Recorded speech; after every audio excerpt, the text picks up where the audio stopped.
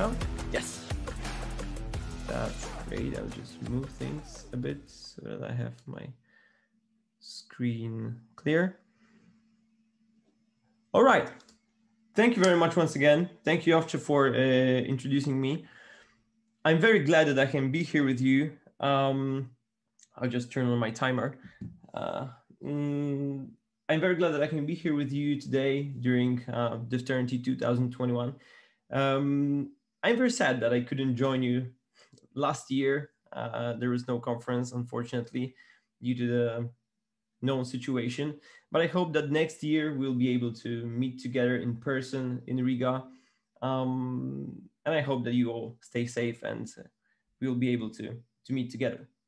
Okay, how to make your architecture scream with functional domain modeling. I would like to start this presentation with a bit of controversial statement, I would say. We have failed in object-oriented design. We have started hundreds of projects from scratch, swearing to ourselves that this time it will be different, that this time we'll do it according to art. And after a few months, our wonderful greenfield projects turn brown again. And we no longer want to work on them. And the wheel keeps turning. I have worked with numerous companies and I have met hundreds of developers struggling with two things: finding proper boundaries of our modules and objects. And second thing is writing self-descripting code that truly describes what our business does. And even though we have things like strategic domain-driven design patterns like subdomains, bounded context with their ubiquitous language, we have context maps, we still fail to see differences between certain words and their meanings in different areas of our business. Without those boundaries, we often end up with canonical models that seem to be growing indefinitely and that in the end become our worst nightmare. And regardless of finding those boundaries or not, we also seem to lack the consistency in the way that we model our business in terms of naming things, naming objects, naming fields, creating method signatures, handling errors, etc., etc. And this is where tactical domain-driven design patterns are handy. We might have heard that domain-driven design is object-oriented done right, but how can we say that if we are not sure what object-oriented design is about? And if we look at really what object-oriented design is all about, we can find out that it's not about objects. It is about messages that are being sent among objects that are handling those messages through abstractions, encapsulating all the details, and preserving the business invariance. And following this consideration, we should end up with cohesive classes full of abstractions that correspond to the actual business operations. And as a result, the model of our business should be clearly reflected in the code. Now, is getting and setting things really reflecting our business process? Is throwing and catching exception as a result of a business method when modeling a proper alternative path of our business? How exceptional is that the user cannot make the reservation of a car or a book? Or is using string to model ISBN number that has its concrete meaning, by the way, really telling us what does it mean that the number is valid? Is there a way of helping ourselves in writing code that is literally screaming about what it does and that fully reflects our business? Is there a way? What if we think of our business processes as functions? During this presentation, we'll try to check if there's anything in a functional programming that can help us make our object-oriented code a better place. And in this presentation, we'll try to find it out. And I need to tell you two things. This talk is not a comprehensive introduction to functional programming. I will be sometimes taking shortcuts in describing things. So if there are any people from functional world with strong functional background, please forgive me. And this talk also won't be about things like Java 8, Streams API, functional interfaces, all the stuff that we all probably know. This talk will be about what can we learn from functional programming paradigm to save our object-oriented world. And for the people that are mentors, leaders, senior developers, this presentation could add possibly some new arguments for internal discussions. For younger programmers, maybe this will be the missing part of the puzzle that will broaden their perception of programming paradigms. And for experts that feel confident about their code, about the design, this may be just some fresh glance at how different people can understand good design. A few words about myself. My name is Bartłomiej Słota. I am a software engineer. I am a consultant, a mentor, trainer at Bottega IT Minds. I'm also a public speaker, as you can see. I blog from time to time. I have gained experience working in numerous industries, starting from healthcare through telco, marketing, finance, energy, logistics, for companies of sizes from tens to thousands of people. And I am passionate about object-oriented programming, domain-driven design, software craftsmanship, microservices, and software architecture in general. And in personal life, I am a husband, father. I love heavy metal music, guitar playing, angling, and trekking. And that's all boring things about myself. Let's move into the presentation. All right. What you can see on the slide here is a very simple example of a system that is responsible for lending electric bikes. So whenever a user wants to borrow a bike, he can use his mobile app, choose the bike and the station, and make a reservation. Each reservation can be either extended for some period of time, it can be canceled, or we might just decide to pick the bike up from the station. So we go to the station, pick the bike up, and this is the moment when the lending actually starts. We start riding our bike, and when we decide that we are done, we just put it back to some other station, plug it back, and this is where the lending ends. And based on the information like the energy consumption, distance covered, time that it took for us to from station A to station B, we create a session that becomes a base for billing, because we need to earn some money, right? So the question we may ask now, how could it be possibly implemented? And the common way of implementing it is using the anemic model. By anemic model, I mean huge classes with tens of different fields that has no logic. So where's the logic if it's not located in that kind of classes? It is of course located in our fat services. We have in most of legacy systems, most of huge monoliths, we have service classes like a couple of hundred of lines long, a couple of thousand lines long, and we have lots of methods over there. And what sits inside these methods is the business logic that is kind of mixed with the orchestration, like communicating with repositories, getting things from repositories, saving things from repositories. What you can see on the slide also, we have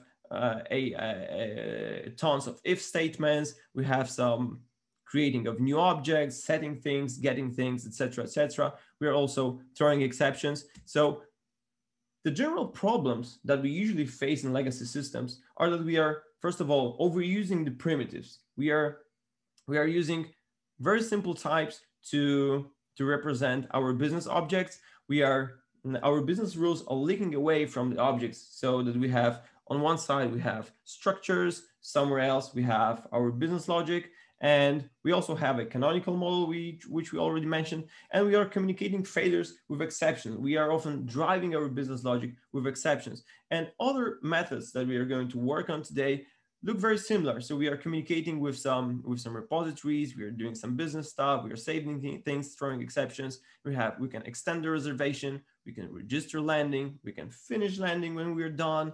And now, questions. How much information do we usually get from looking at code like this? What is the difference between station ID and customer ID? Should they be equal when they have the same values? Is landing always a landing? Or maybe it is just a reservation that is never used? Do we get this information from the landing class? Does landing class tell us about that? Does landing class tell me what can I do with the reservation? Does landing class tell me what does it mean that the landing was finished? Is extending reservation for more than 5 minutes really an exceptional situation? Unfortunately, the answers to most of these questions are no. The code and the architecture does not tell us much about the domain, and what is most important, does not prevent us from doing things wrong. And, you know, I'm the guy that writes code in Java for most of the time. And I teach people about domain-driven design. I lead courses about refactoring, about object-oriented programming. And I work with teams as a consultant and a mentor. And I see how big the problem of understanding the object-oriented paradigm is. This is why I'm exploring different approaches in sharing the knowledge about the good design. And I found out that there's a lot of invaluable things in functional programming that can help me personally teach object-oriented programming. How can ideas from functional programming help us in remodeling our Java code so that the code screams out loud about the domain? Let's see. In general, what is functional programming? Functional programming could be described as programming with the use of functions, right? But that definition is too blurry. If it's too blurry, let's try to find something more descriptive. What are functions? A function is a mathematical concept, we could say, that defines the relation, a transformation, we can say, between the domain and the codomain. The domain is the source set, while the codomain is the target set. And there's a very strong rule that makes such a relation a function. And the rule is that every element from the domain must have exactly one corresponding element in the codomain. And according to that definition, we could say that functional programming is programming with the use of functions that returns values that have no intentional side effects, because there's always return value waiting for us. And that definition tells us a lot more about how functions can help us model our solution in code. Now, if functions that have no side effects, by the way, these functions are called pure functions.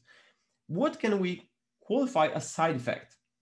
It can be writing to console, writing things to database, reading things from database, mutating the state of an object, throwing exceptions, failing when our dependency fails. In other words, pure functions do not change a thing or depend on anything that could possibly change. And this feature we call referential transparency. And we will be referring to that feature a couple of times during this presentation. Okay, you could ask, if I have no side effects,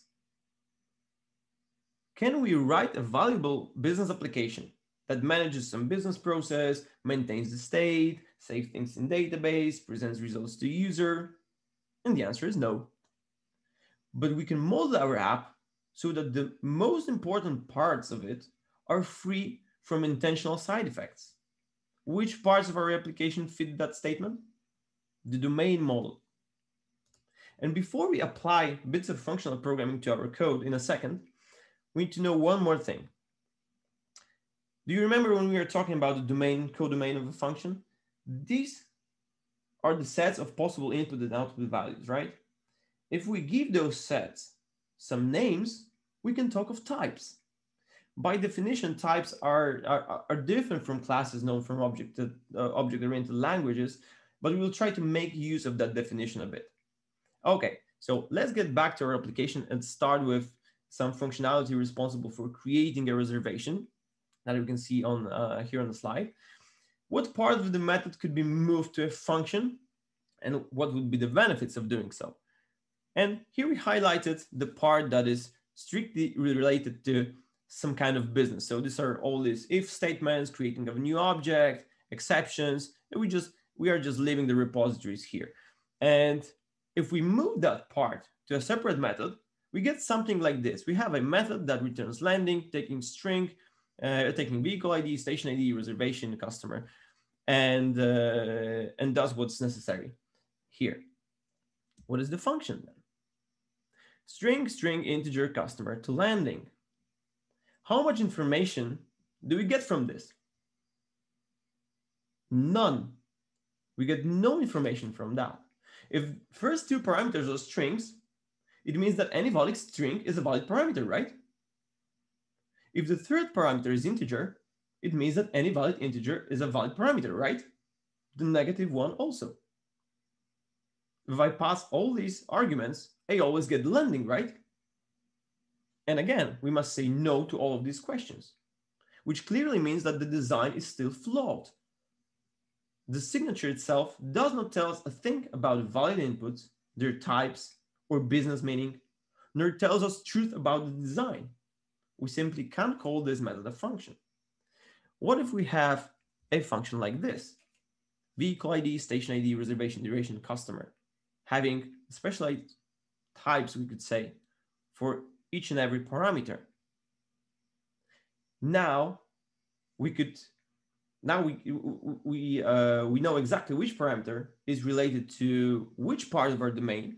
And if we make a step further, making sure that it is not possible to create an invalid vehicle ID, like we can see it over here, that it is not possible to create a vehicle ID that doesn't match the regex pattern, we would not only be secured by the compiler, but also our process will stay secure in the runtime, because it simply won't be possible to have invalid values in our system. So using our object-oriented language, we can create something that's similar to functional types, named sets of valid input and output values. And one could say, all right, this guy is talking about replace value with object refactoring technique that is typical solution to primitive obsessions map. And I say, yes, it is. And I ask again, why we are so often too obsessed with overusing the primitive types? Even though we have tools like in our object-oriented design, it is often neglected. And what I'm proposing is a different approach to that problem. We could even make one thing more and compose these types together into make reservation command, which gives us even more possibilities to be explicit about our design, because now we can check up front what is the valid set or combination of the parameters that can be passed to the function of making reservation, right? So there might be a situation that I cannot join, for example, this vehicle ID with that reservation duration with that customer, and I can encapsulate that in the make reservation command, create a specialized type for that. Or for example, make sure that none of these parameters are null, right? Giving you a bit of theory behind that, in functional programming, there's a notion of algebraic types. Algebraic types are types that are composed by using two operators, and or. And in functional languages, it is relatively easy to define composed types. In Java, it is a bit more complex because of the verbosity of the language. Composing types with AND operator is like standard composition pattern. But composing types with OR operator requires inheritance, and we'll get back to that soon. All right. So please remember that whenever you are using primitive types or creating method signatures, always choose parameters representing possible and valid business values. Try to use functional types. The question now we could ask ourselves is, what about testability of this new function? The testability is not that bad, but it is still limited because of the things that can change, right? ID and time. Because what you can see that is highlighted on the slide is the UID random generator and the current timestamp, instant now. So these things can change. To have full testability, what we should do is to move the dependencies, away. How we could do that? The easiest way is to provide suppliers, right? The easiest way is to provide suppliers that could be stopped in our tests, thus increasing the testability of our code. However, the most usual case is that we keep the code like it was before, and we simply do not check ID or time in our assertions. But if we were in the functional world, it would be obvious to do it like that because of the referential transparency. For the same set of parameters, a function should return the same results. which was not the case before. And now it is possible, right? Now, what to do with these dependencies? The function looks like this. So these dependencies are explicit, but our core functionality, which is mapping the make reservation command to landing, is kind of mixed with these dependencies, right? Is there any alternative notation for that? And it turns out that there is, and it's called function carrying. Function carrying is about transforming the function that takes multiple arguments into a function that returns a function that returns a function that returns a function. Now, how could it look like in the code? Like this. And we have a function that takes UID supplier and returns a function that takes clock supplier and returns a function that takes the command and returns the landing. Oof. That was tough, but this is Java. It is a verbose language. Of course, we can define type to make it a bit more, we could say, readable. And there's also how we could use it. And I know that using apply methods maybe isn't too meaningful, but if we name our functions in a proper way, this will be this might be much more readable. So first of all, we have our function transformed to a sequence of unary functions accepting exactly one parameter, but we also can use something else. We can use partial application. Partial application is about providing some of the attributes and creating a function out of it. So if we want to have a function in our system that takes the make reservation commands and return landing, and we don't want to care about how to generate the ID and the time, we can deliver that dependencies up front.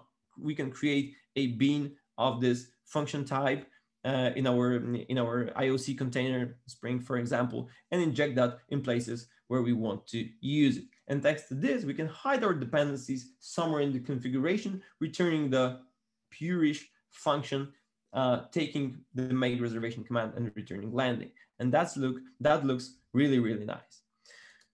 All right, next thing. I'm checking my timer so that I'm not talking too much. Handling results. If we remember what we had in the code before, from the perspective of readability, how much does the signature tell us about the possible results of the method? And it was suggesting that anytime we call it, we will get a landing object, right? But if we read through the body of the method, we know that it's not true because we are throwing a lot of exceptions there. And exceptions are very often overused in our code.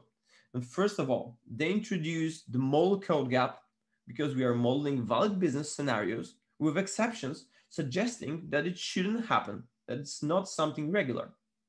Secondly, the readability of such an approach is very, very limited because the signature is not self-explanatory.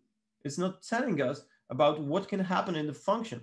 And it's very hard to see how the program reacts to this exception because catch statements might be far, far away from our code. And despite this rationale, I keep observing exceptions being used to drive business logic in different systems. And the object-oriented design rules are often not enough to persuade developers to avoid it.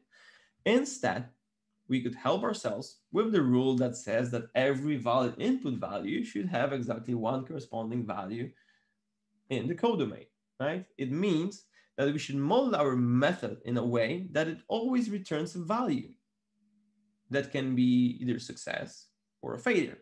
And if the method was returning no value, used to be void return type, we could just start returning something from the awful boolean through equally awful enum, ending with the object representing the result.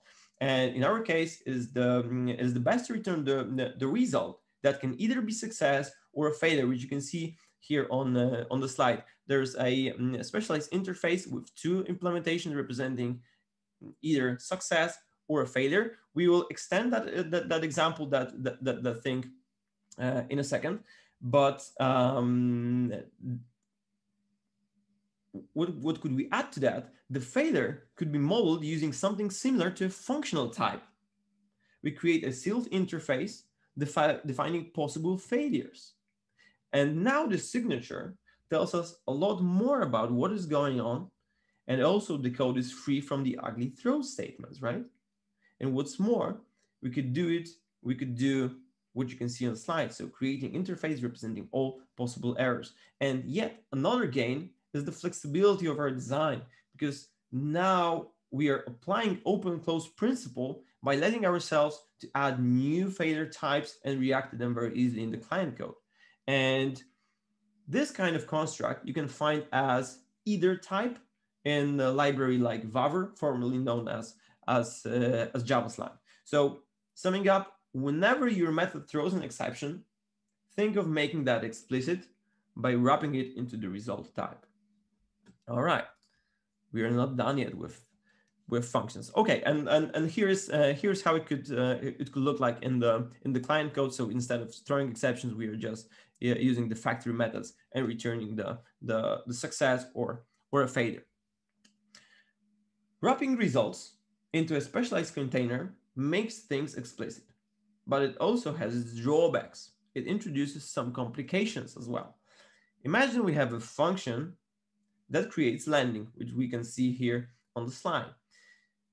Creates landing from the make reservation command. And it is very easy to chain it with a function that takes the landing and creates a session. But if we have a results type, we cannot make a straight mapping, right? Because the function that returns the result is a function that has effectively two output paths, right? While the second function accepts just one argument. So the problem is how to deal with this mismatch. That's the first problem. And the second problem is what can we do to be able to chain more of these functions? So we need to try to find something that could create some kind of glue layer to join these two functions together, to chain them together, and to chain more of those functions together into two-path something. You'll see what this something is in a second. Fortunately, in functional programming, there's something that can enable us to create such an adapter that would take two paths and return two paths. And it is called bind or flat map. And the implementation is pretty straightforward. What we need to do is to check whether my current result is success or not. If it is successful, we just bind it with the binded function that we passed as an argument to the bind method, or go with the failure otherwise. And below, you can see an example of how to use it. And we have a set of functions bound with newly created bind methods. So first we are calling the apply to find binding landing. We are trying to find the landing. We get the result. We bind that result with another function that handles the command from the business side, and then transforms this this landing to a session. So we have a very declarative pipeline of execution. And what we could also enhance our result type with is the mapping function. Of course, it is not only the possible case that we need to map the success, but we also might need to transform the whole result to a different success wrap type and to different failure wrap type. And we can have a mapper function like this. And what is the result type then? The result type is a type that wraps another type, that has a function wrapping the original value, and has a function that unfolds the original value, applies some other function, and creates the new wrapped value of the same type. Is the bird? Is the plane? Is the twister? No, it is a monad. Monadic types can help us in creating concise, declarative, and thus readable code. We can very easily get rid of side effects from our domain, modeling explicitly all possible business scenarios, and the code without side effects is way, way more readable, testable, and more robust. Next thing is immutability. And because immutability is a very broadly known concept, I didn't prepare any special slides for that. So I'll just briefly walk through this because It wouldn't be a good talk if I don't mention immutability when talking about functions. We already have said that functions should be free from side effects, right? So we also mentioned that side effects are not only about throwing exceptions or communicating with the database, it is about mutating the state. So if a function is something that has no side effects, mutating the state is out of question, right? Immutability is one of the core things in functional programming, the core things. And having immutability in mind, we are forced to design our code in certain ways. And now, what are those ways? And let's consider two types of objects that correspond to domain-driven design tactical patterns: value objects and entities. Value objects are constructs that wrap a set of values, usually of primitive types, but not necessarily, that has no identity. And two value objects are equal only when the values that they're representing are equal. Once created, they should never change. And what's more, apart from holding the value of primitive types, most probably, they can also have constraints defining what does it mean that a certain value is correct, which you could see on one of the first slides when we were talking about a vehicle ID, station ID, etc. Immutability in the case of value object is desired and is quite natural for the pattern as such. On the other hand, we have entities, like reservation, for example, that can change and transform over time, preserving its identity. And mutating the state of entity seems to be naturally resulting from the nature of our business process, right? Because now I create a reservation, then I extend it, then I cancel it. So I am updating, I'm mutating it, right? So this seems to be natural.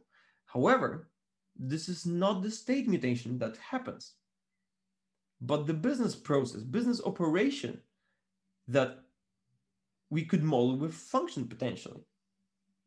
So if the function says that pending reservation transforms something to cancelled reservation, we could create a new object of type cancelled reservation, taking what's necessary from the original object and recreating the new one.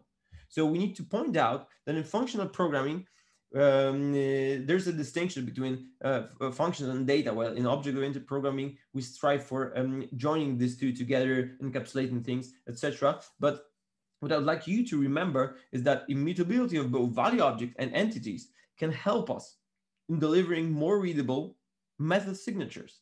And the idea should become clearer when we cover the next part in a second, when we will be talking in a bit more details about the domain and the codomain of a function. So let's move to that part. Let's think again of our model and start with a simpler example that comparing to the previous one. Imagine we have taken a bike from the station, we are taking a ride, meaning we have used our reservation to take the bike and have a ride, and now we want to return it back, put it back to the station, which means that we want to finish the landing, right? If we want to finish the landing, we call the method. Knowing some functional bits already, we could extract the business part that is already highlighted here and extract it to some fancy method, right? Now, what information do we get from the signature? It looks a bit better, but we can improve it. First of all, the design tells us a bit about what can go wrong with finishing landing, right? So if we read the code, we see that only the landing that is in progress can be finished, right?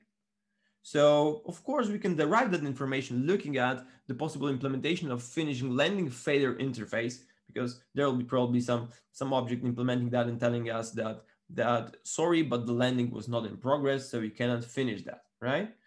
But that method signature does not tell us the whole truth.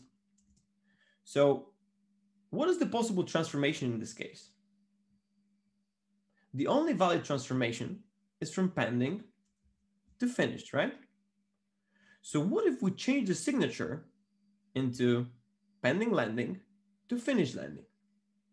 Now we can clearly say that is referentially transparent. And based on the logic we already know, if the landing is ongoing, you should always be able to create finished landing. So even using the result wrapper type is not necessary in our case because there's nothing that can go wrong here, right? How can we achieve that? By utilizing the concept of domain, codomain, and types. And that kind of thinking could lead us to a following design, which is an ordinary state pattern. So if we want to apply this pattern, we need to encapsulate everything within the finish method, or if we are using the command handler pattern, this method would be called handle over here, right? So if we look at how it could look like now, we can see that we have two classes, pending landing and finish landing. We will see finish landing in a second. We were throwing exceptions in two situations: when there was no landing or landing was not in the pending phase. It means that despite we have modeled our domain clearly, we have also to model our API, but we will get back to that very soon. But the question we could ask ourselves now, look at the fields that we have here. Look at the fields. Why would I be interested in pending landing? Why would be interested in having information like I have here? So return type, return time, return station ID, distance that is covered. When my landing is pending, I do not care about this information, right? So thanks to that, my model is optimized for particular use cases. And what I just said is that we have different situations where something might not go wrong. And one thing is that there was no landing was found in the repository. A second one was that the landing was not in the pending phase. So we have covered the second problem by remodeling our domain API. But the second thing is our use case API, which might be different. There's no need to have a one-to-one mapping between those, because here, like we just mentioned, we have different reasons for failure. So using the resolved wrapper type over here in our use case API may be necessary. So if you're ever wondering if the signature of your method is good or not, imagine it is a function that should be referentially transparent. Check if every element from the domain easily maps to exactly one element of your codomain. All right, and at the beginning of the presentation, we could see how to define a workflow for a business operation. How such a workflow could look like in our case of finishing landing. We wish we could write something like this, but dreaming is all we can do here, because the Java style, it looks like this. But take it easy. We can use the workflow type in a more civilized way. We can create an implementation of the workflow like this. You can create an implementation like this, applying the command to the first function, finding landing, and then binding it with finishing landing function, and then binding in with the saving landing function. And when we look at this workflow, what we can observe is that our domain function is in the center, while other operations, I/O operations, we could say, are on peripheries. So if we think of our application that way, we'll end up with onion architecture. So maybe the way of defining the workflow interface is not too readable, but the client code is very concise. Look at this. We are just taking the finished landing workflow and applying parameters and functions by functions by functions, and then we can have a very declarative workflow while also securing our domain from the impact of our I/O related operations that are somewhere on the peripheries. So this is how we could approach it, and this is how we could understand that. All right, we have talked about how the state pattern can help us utilizing the idea of functions domain and codomain, and restricting the possible operations only to those that are doable, that are possible in particular state, right? But what if we make a transformation that cannot be handled by one single class hierarchy? If we follow the rule of referential transparency, we should be kind of forced to see differences between pending reservations, canceled reservations, used reservations, pending landings, and finally finished landings, right? If we join these two hierarchies together into one, so that everything is landing as before, we again are not modeling our business correctly, and we are recreating the big ball of mud, right? So what's more, not every piece of the information from the reservation, in our case, is used in lending, right? Not every lending is reservation, because there might be a situation when I cancel the lending, cancel the reservation, and I never actually go to the station and take the bike, right? So we could continue that discussion, talk about contextual boundaries of these words that we just mentioned, but assuming that the hierarchy split is okay, is right, what can we do to implement the function to transform the pending reservation to pending lending if we have two separate class hierarchies? The truth is that usually such a function does not exist. When we are near the station, analyzing our case, when we are near the station, trying to take the bike that we reserved, the first system, to return the bike that we were riding, the first system that we talk to is the station. We are telling the station, hey, here's my bike. The station then informs the system that we took the bike and changes the state of the landing. And then based on that information, we transform the landing, the existing pending reservation, into the used reservation. So the flow is quite the opposite, right? So we take the pending landing and transform it to finished landing, which we in turn use to transform pending landing to used reservation. What alternative approach can we use here? And this is the way of implementing the rule from domain-driven design that says that two aggregates should not be modified within a single transaction. Instead, we should be eventually consistent. Let's use events then. So instead of having that long pipeline, we could write functions like this: finish landing command and pending landing transform together to create a landing finished event. And we can take that event and change our reservation, close our pending reservation so that it becomes used reservation, right? And this approach gives us even more flexibility, because these two class hierarchies, these two aggregates, we could say, could be possibly in different modules of our application, or they could be even different services, and we wouldn't have other choice than that. So when you want to model the transition between aggregates, use events, emit them, and react to them. Trying to find the universal type hierarchy is not truly modeling the business. So we should avoid that. All right. In business applications, we often want to achieve flexibility, especially when the part of our implemented business is critical to our company. And we want to respond to changing requirements as quickly as it is possible. Generalizing, we could say that the logic can be categorized into three types.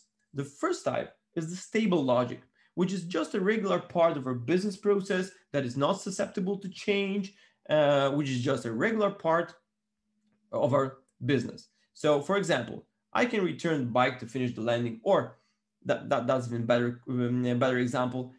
I can make the reservation, but in order to do that, I need to answer the question: am I allowed to take the reservation? This is the constant, right? And the way how I answer the question, am I allowed to make the reservation? It is the responsibility of logic closure. That is the part that can have multiple variants and that is much detailed. For example, I am allowed to make the reservation because I have no more than 2 active reservations at the current point in time. Or I am allowed to do so because I have paid for all my invoices, right? And finally, we need to have a way of choosing the closure. And based on that, we can make our design a bit more descriptive and more flexible. And the stable part of our app will stay untouched while being able to dynamically change the implementation. And we might say, hey, again, this guy is talking about the strategy pattern. Kind of. The problem is that I often observe is that the strategy pattern is not too often used in checking the business rules.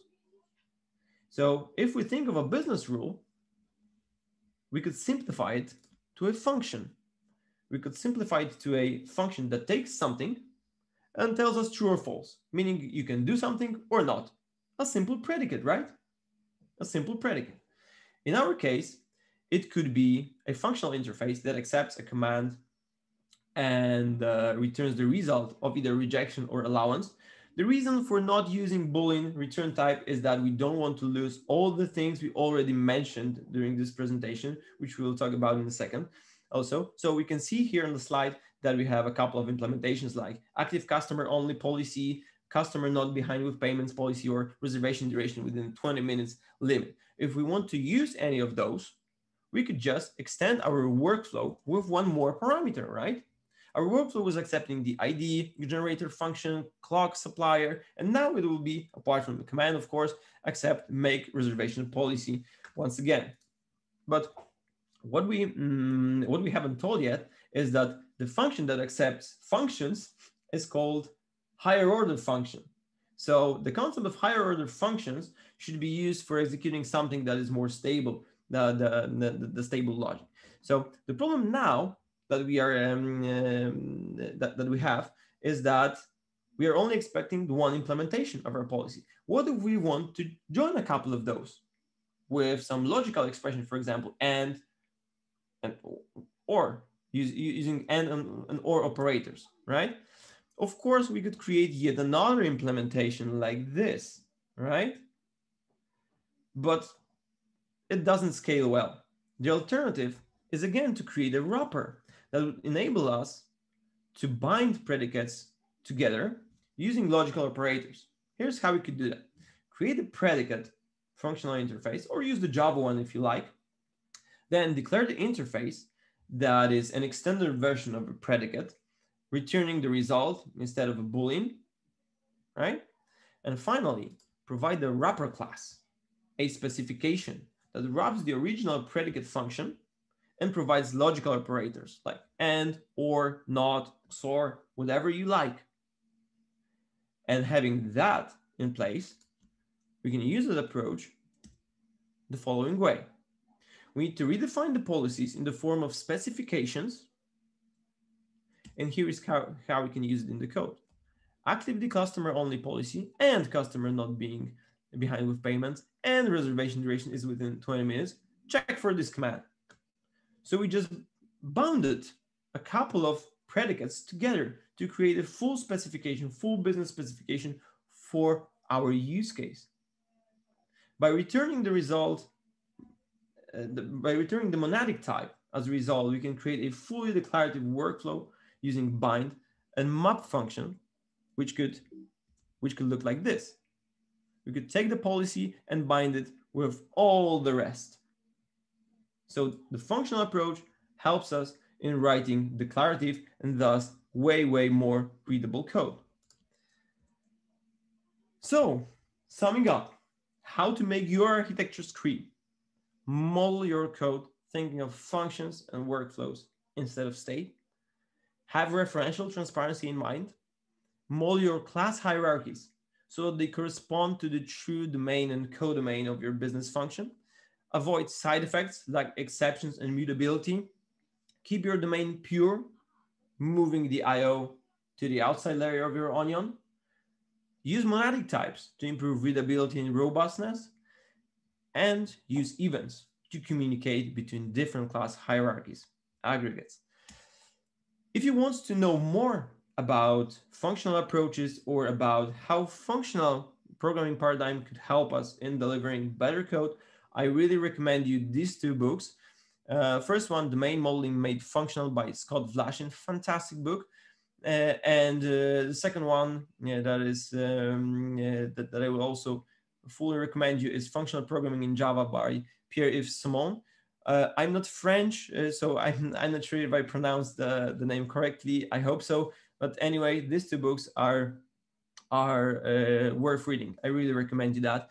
And that's all from my side. Thank you very much for attendance. If you have any questions, I will be on Slack. I will be trying to answer your questions asynchronously. And yeah, thank you very much once again. Stay safe and stay healthy. Thank you so much, Bart. It was really interesting presentations. The presentation. Yeah, those are a little bit unfamiliar concepts for me, like especially the functional things, but definitely worth taking a look at those. Now, there are some questions on Slack, but also there is some collaboration going on between the people. So maybe you would be better answering those there, if you feel like, or if you want, I can read some of them. You mean on Slack? Yeah. Slack in the track, you can find those. Yeah, I can just join the track and try to answer this questions there. Yeah, so it is track 2. The questions are marked with your emoji, and then you can. I have also ping you inside the questions so you can answer in the thread. Sure, I'll make a cup of coffee and answer all of those. Sure. Thank you so much, Bart. It was really nice. And yeah, you also have to stay safe and enjoy further on the conference.